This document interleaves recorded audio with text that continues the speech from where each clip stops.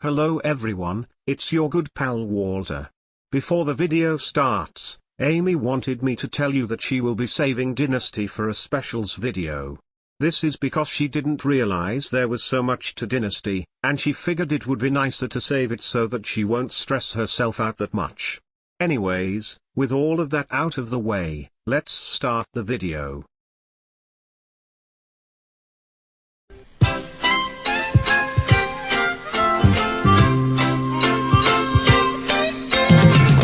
You know, with the current state of Sesame Street right now, it's important to get back to our roots, to find out how things work, And granted, we're talking about something that I didn't know about until I watched the Blame It on Jorge video.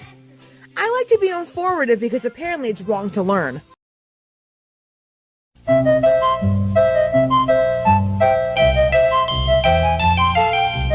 Today's video is about the American children's television series called Pinwheel. Pinwheel was the first show to air on the then rebranded Nickelodeon, as well as the first to appear on its Nick Jr. block, along with reruns until 1990. The show was aimed at preschoolers aged 2 to 5. It was created by Vivian Horner, an educator who spent her earlier career at the Children's Television Workshop, which was the company behind PBS's Sesame Street, which... Save it, please!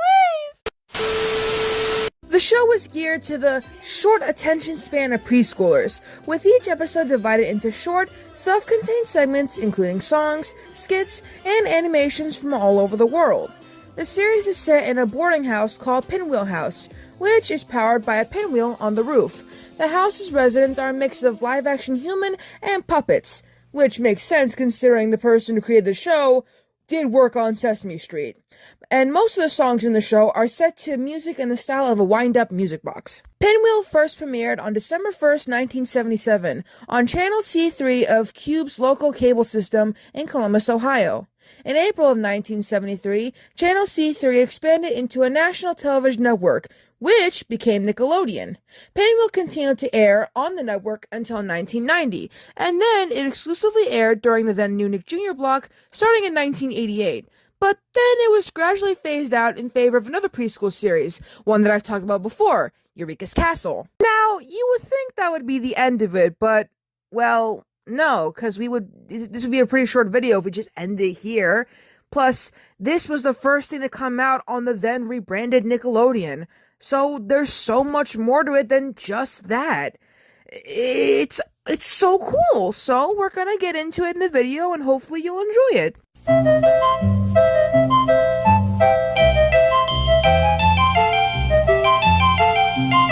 So, like I said before, Pinwheel was created by Vivian Horner, but it was also produced by Sandy Kavanaugh, two educators who had previously worked on the Children's Television Workshop.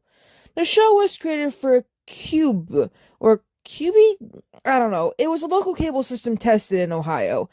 QB's developers wanted to offer a series for preschoolers, so they hired Vivian and Sandy based on their previous experiences in preschool television. Sesame Street. Starting in December 1st of 1977, Pinwheel was born on Channel C3, one of the experimental channels offered to Cube subscribers. The channel was cited as the world's first TV channel geared strictly to preschoolers. In 1979, Pinwheel was expanded into a national network which was rebranded to Nickelodeon, which is now part of Paramount. Pinwheel was reformatted as a series of hour-long episodes shown in 3 to 5 hour blocks, a format which eventually became the model for Nickelodeon's Nick Jr. block.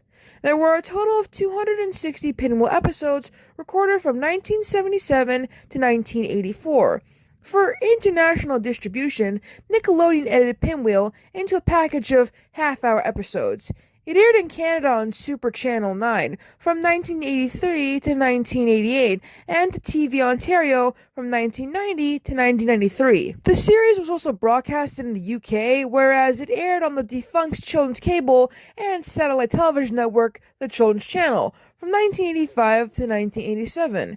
It was even shown in a few Eurasian countries, like Channel 5 in Singapore, TV1 and TV2 in Malaysia, and ATV World in Hong Kong as part of their afternoon children's programming block, Tube Time. On January 4th, 1988, Nickelodeon introduced the Nick Jr. block, a weekday morning block for preschoolers, to its schedule. Pinwheel was the first series that aired as a part of the block, and it continued to air as a staple of Nick Jr. until July 6th of 1990, when the show aired its last rerun and got replaced by another puppet show, Eureka's Castle. In an article titled Nickelodeon's New Lineup for Preschoolers, the LA Times called Eureka's Castle a successor series to Pinwheel. Now, I could have named my video, I could have named my Eureka's Castle video anything, but back then I didn't know that it was like a successor to Pinwheel, hence why I called it R.L. Stine's Puppet Show, because, well, it is his puppet show. Now, what exactly is Pinwheel about? Well, the show takes place in and around a large Victorian-style boarding house called Pinwheel House, which is powered by a pinwheel on one of the peaks. Live-action characters interact with puppets, discussing several concepts familiar to children's programming like sharing, being considerate, the environment, and coloring. All of the characters live and work in the various areas in and around the house. The Ohio episodes relied heavily on songs, mostly performed by Jake. Who's Jake? I don't know. Okay, so I had to check the characters list, and Jake is an African-American boarder who enjoys music. He collects unusual sounds in small boxes and opens them up whenever he needs musical inspiration. He keeps a wide variety of musical instruments in his room, and he displays them unconventionally on a coat rack. Anyways, back to the premise. A package of children's shorts from Co-Film Associates were shown as inserts between the show's usual puppet human segments. Pinwheel underwent several changes when it moved to national television in 1979. Taping of Pinwheel moved to Matrix Studios in New York City, where the set was rebuilt. Airline Miyazaki, Betty Rosick, and Dale Engel joined the cast as Kim, Sal, and Smitty. Craig Marin and Olga Felgemacher created new puppet characters. Co-Film Associates' collection of short films were also used as inserts for other early Nickelodeon shows, including Hocus Pocus and By the Way. So, Nickelodeon secured the rights to a number of international short segments, usually acquired from Co-Film Associates, including those that were already written in English, like the children's show The Magic Roundabout. Pinwheel became a showcase for these acquisitions and featured a wide variety of both animated and stop-motion animation shorts or cartoons from each different country, such as Europe. We would be here all day if I read them to you, so I'm just gonna scroll. Just know that yes, they had Curious George, way before the one we knew now when we were growing up, so like an 80s version of Curious George.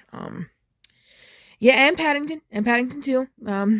As you can, if you could see in the footage, they had a Paddington cartoon way before the one we know now, that coincide with the movies, and, yeah.